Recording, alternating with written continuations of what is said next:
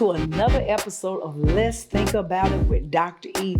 I'm your host, Dr. Erica Hendricks, and I want to thank you for all my subscribers, those that tune in every week. It has been a blessing. But for those of you, this is your first time tuning in to Let's Think About It with Dr. E, I need for you to go right now and subscribe and like and share. Tell somebody about this podcast because it's going to be life-changing. 2025 is going to be a year you don't want to miss, not one episode. But I want to thank you for every subscriber. But today, I think today we're going to really dive into a topic that I think is going to help everybody. It's going to be a blessing. How to thrive as a small business in the post-Trump era. Some of you are saying, but I don't understand how I'm going to survive because there's so many changes. I simply want to tell you, follow the money. Follow the money. So he's made a lot of changes that's going to come and affect everybody, but I want you to understand that you need to follow where he's going to put money. And that's where you develop your programming. You may say, well, I'm not into AI. I'm not into technology. Well, you need to find somebody that can. You need to follow wherever that money is going to go. That's how you're going to develop programs, and that's how you're going to survive. But let's start with the taxes. So under the President Trump's administration, there's been a significant focus on reducing corporate tax rates and simplifying the tax code. For small business owners, this could mean paying less taxes, which is great news for the bottom line. But lower corporate tax rates mean you can reinvest in your business, but only if you know how to play the game. So listen to me, lean in. This is a game. For the next 4 years, play the game that he's playing. Know the money, know what's happening, understand what's taking place, but you've got to follow the trail. If you follow the money, you will be successful. Understand the tax code, understand the law, because it is a game. But if you don't know the game, you'll get lost in the sauce. The other thing is, but here's the catch. Listen to this, lean in. You got to stay informed. Don't rely on your own knowledge. You need to be connected to an accountant, a tax preparer, or somebody that knows the tax laws and the tax codes so you can know what codes your business can write off. You can know where you need to reinvest or move some money so you can do it the legal way, but understand that you can benefit from the tax laws in a corporate America. Listen, some of us, he may not have been our choice. But if you're going to survive, you got to know what moves he's making and understand the moves. And when he moves, you move. When he makes a change, you make a change. That's how you're going to survive. The other thing is, so many of us, this may be our first time navigating these uncharted territories. I've been in business now for almost 21 years as a corporation. And you best believe I've already put our accountant on high alert. I need for you to tell me everything I can write off, or cut back, move, transfer, whatever I need to do. Because I'm going to follow whatever the trends are out here. Because I will not get lost or set back in this market. I'm going to move wherever he's moving. So don't try to wing it. Don't you try to go off on your own knowledge. Get yourself a tax pro. But you can't flex if you don't know the rules. Let me say it again. You can't flex if you don't know the rules. I'm right. You're right, Dr. E. I can't flex. But if you know the rules, you can move in the same market he's moving. Because I understand that the changes he's making, it may not benefit everybody, but it's going to benefit somebody. Next, this is the one thing that I think a lot of us are kind of weary about. Let's talk about the trade and the tariffs. Tariffs are coming. So some of you are saying, but what of tariffs? Tariffs are that little tax they put on exporting and importing. And who gets the tariff tax? The American people.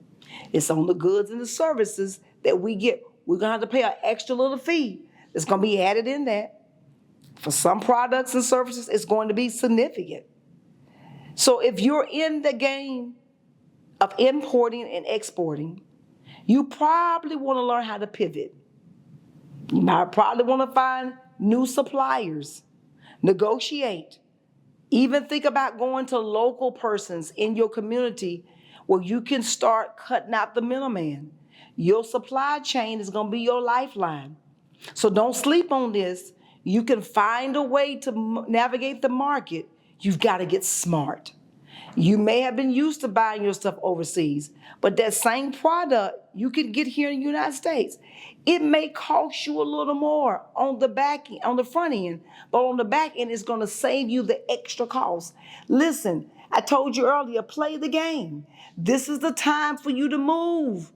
When he moves, you move. That song, just like that. You got to move with it. Because I'm telling you, you're going to survive in this market if you learn how to move and play the game. For small businesses, this might mean the fact that you've got to move in a market that you're not familiar with, but find somebody that knows the market. This is when networking and connection is going to be very pivotal. You don't have the time to sit out and say, I'm not going to move in this market. Listen, I'm not in the import and exporting business. I don't know anybody in it, but I'm going to find some connections. Because the things that I normally buy and certain things in my field, I got to find somebody else where I can buy them from. So that means me making a connection. It may not be in North Carolina. That connection may be in South Carolina. That connection may be in Virginia. But listen, I may even go get the product if it's going to save me a few dollars. You've got to get creative. You've got to be able to think outside the box. This is no time for you to have small thinking. You've got to have big thinking, and you got to be able to think beyond your certain parameters, because your ability to see yourself moving forward is not small. You got to see yourself thinking and moving big. The other thing in the Trump era, we got to think about deregulation. We've always heard about regulation. He's getting ready to deregulate everything. So one of the hallmarks of Trump's administration has been reducing regulations across various industries. For small businesses, that means fewer compliance, headaches, and more operation freedom. Let me say that again. That means fewer compliance and headaches, and more operation and freedoms. That depends on your industry. What do you provide? What do you sell? What do you make? Look where he's deregulating and follow the trail. I'm saying to you that you can thrive in this Trump era if you understand the codes and the laws and the market in which he's establishing. You may not know it, but learn it. There's a little something called ChatGPT. Go to it and put in every subject you want to learn. It's going to give you the information. The good thing about it, it's going to give you references. So you can go to articles. You can begin to read the laws. It's going to give you more detail if you know what the prompts to put into it. If you want to know prompts, hit me up. I got prompts. I'm starting to get really hip on that. So if you want to know prompts, hit me up, DM me. I can tell you some prompts that can really help catapult you, because it's all of what you tell it. Whatever you tell it, it's going to give you, it's going to feed you back the information. ChatGPT, AI is a market. Let me tell you, is a market in every industry. If you want to survive in that market, you've got to learn AI. I know some of you are saying, I don't want a robot. It's not about robots. Let's be clear. TV shows you a lot of things. Yeah, they are developing robots in some industry to do the work, but it's not going to replace human capacity. Guess what? You have to feed the robot the right information. You got to program that robot. So it's still going to take a human person to do that. So for those of you that think that robots are going to take over the world, they're not. So let's just be clear that you've got to learn the market. So for those of you that's been afraid of AI, I beseech of you, I encourage you, learn the language of the times. Right now, we're in an era that AI is heightened. It's in every field. It's in every industry. So if you're going to learn it and you're going to be successful in any field that you're in, you have got to now come to terms with AI and let it be a part of. Think of AI as an assistant. Think of AI as just another employee. You're giving it its job duties. You're asking it or telling it what to do, and you expect for it to give you the input. So it's input, output. Look at it that way. So if we're looking about it, we've got to be able to get smart with the times. If you're going to be successful in this business era with your business, you've got to learn wherever they're moving, you've got to move. I keep saying that. I need for you to get it. Change is coming, but you've got to move with the times. However, this is big. You need to know which regulations are changing and how they're going to impact your industry. Don't assume you can operate without oversight. Staying compliant is key to avoiding fines and legal issues. Down the line, deregulation sounds fancy, but at the end of the day, it translates into fewer hoops that you got to jump through. You're going to either love it or hate it. It's the game. It's the changer. You've got to begin to play the game with them and understand. But let me hit you with a reality check. You've got to stay sharp.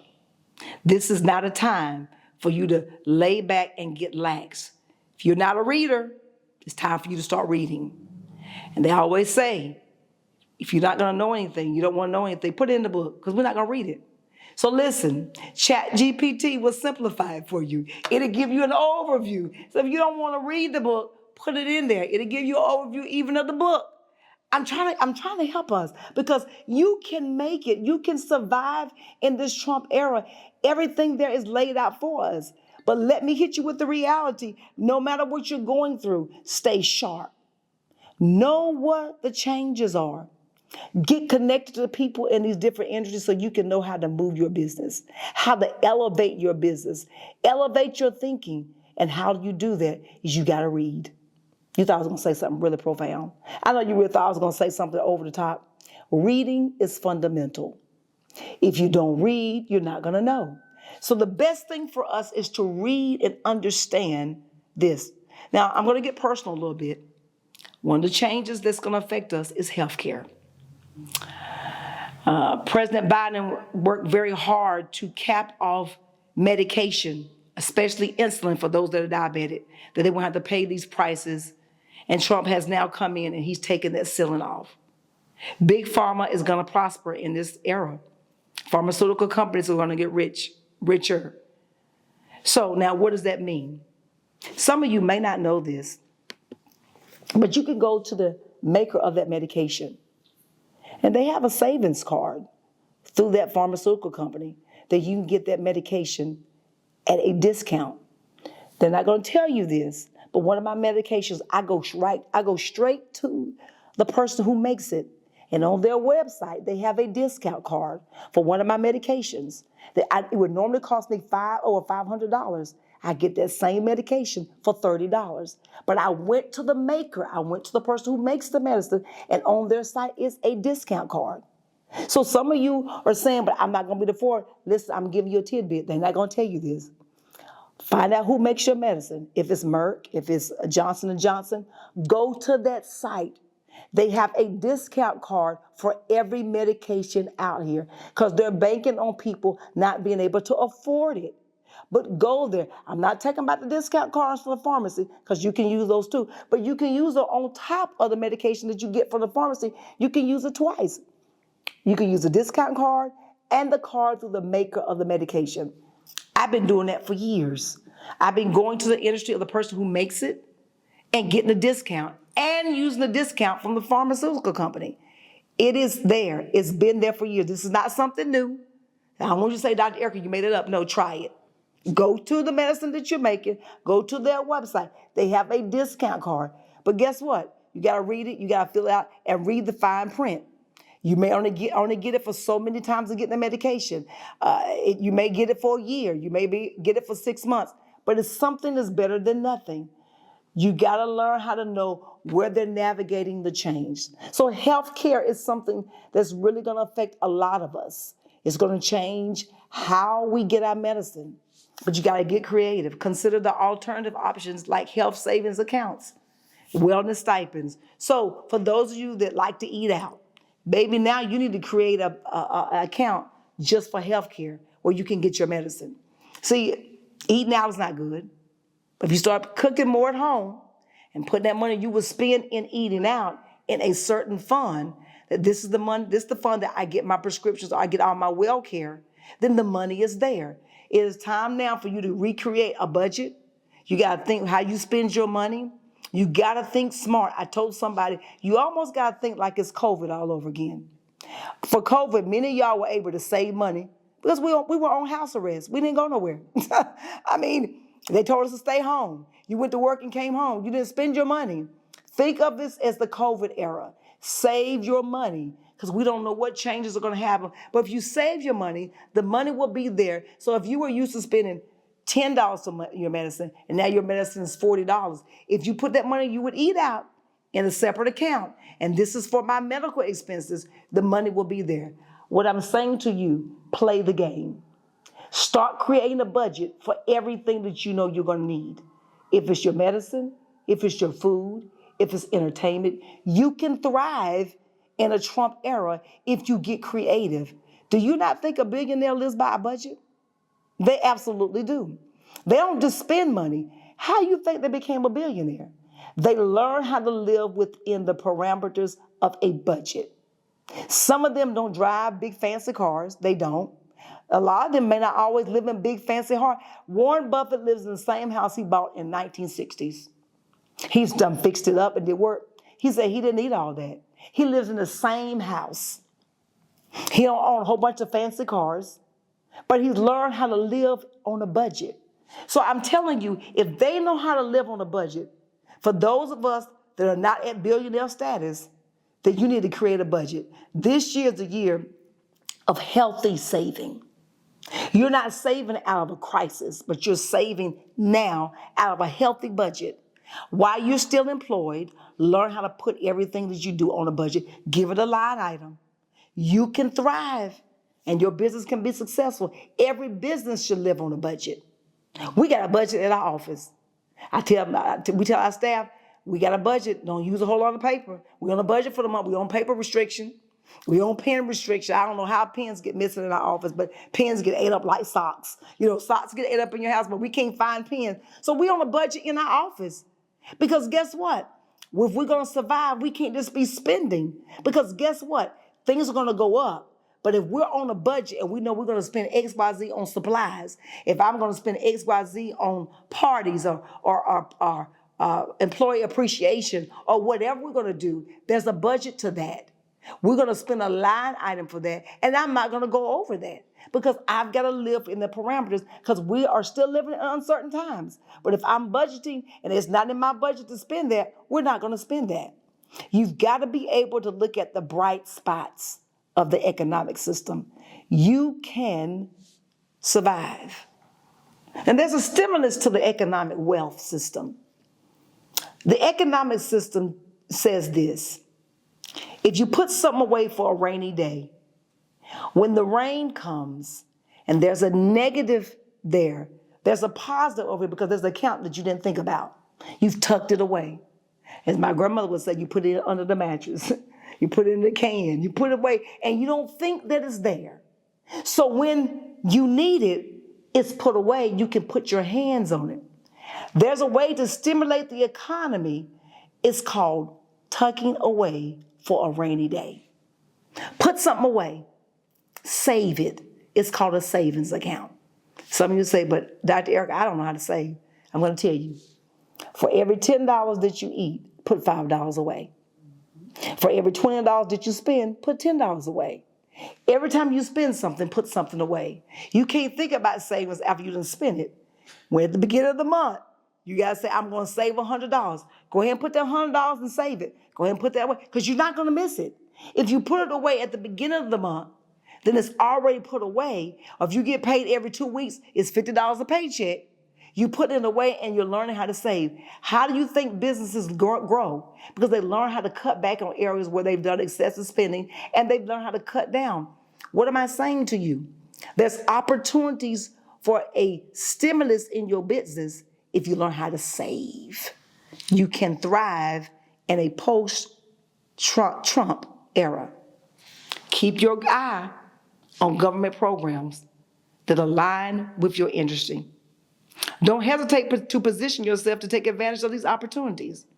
Now, there's a silver lining to the economic stimulus. Infrastructure spending is like a hidden gem for a small business. You've got to create a system that works. I am privileged that in our office, Kim knows how to create that infrastructure. And so whenever we're looking at things, she has the ability to say, I don't think we need to do that. Let's wait on that.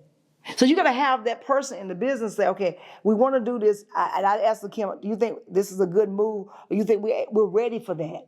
She'll say, not right now, Erica. Let's look at it about 3 or 4 months from now. Because I don't have to have all the answers. We have a team. So that's a good thing. You got to lean and depend on your team.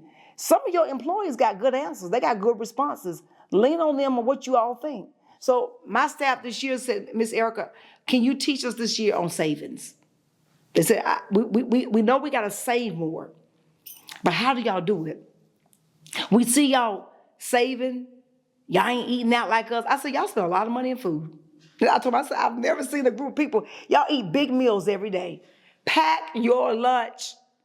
Bring some snacks. We got a full kitchen. Fix you something to eat in the kitchen. Do something else.